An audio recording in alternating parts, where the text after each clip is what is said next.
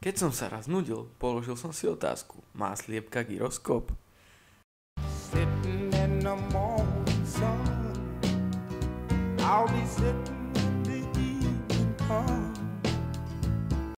Keďže 11 z 10 amerických vedcov sa k tejto problematike nevyjadrilo, rozhodol som sa, že skočím do toho. Ukradol som susedovi sliepku a idem na to.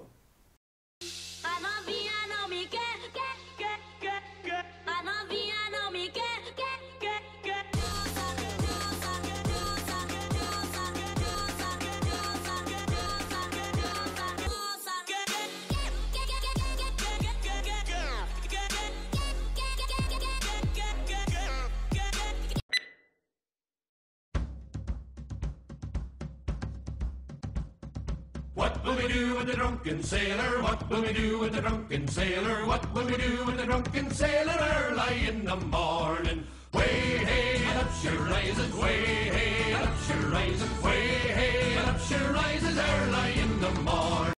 Ahoj, kuratenka.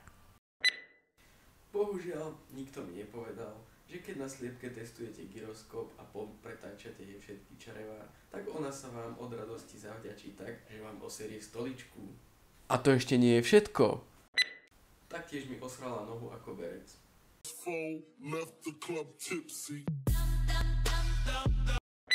A teraz sa nám naskytá otázka. Prečo uteká sliepka cez cestu? Odpoveď je veľmi jednoduchá, aby prešla na druhú stranu.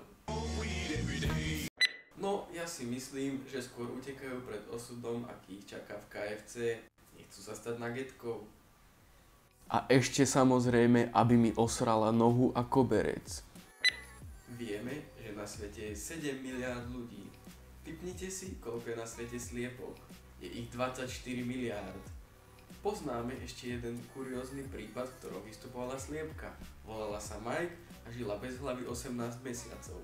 Nikto netuší, ako je to možné, že dokázala žiť tak dlhú dobu bez hlavy, no jej majiteľ tvrdil, že jej dával jedlo a vodu pomocou striekačky. Či je to pravda alebo nie, sa už dneska nedozvieme, keďže táto sliepka žila niekedy v období druhej svetovej vojny.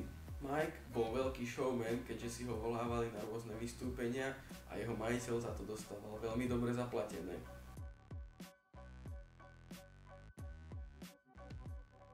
Ahoj, kuratenka.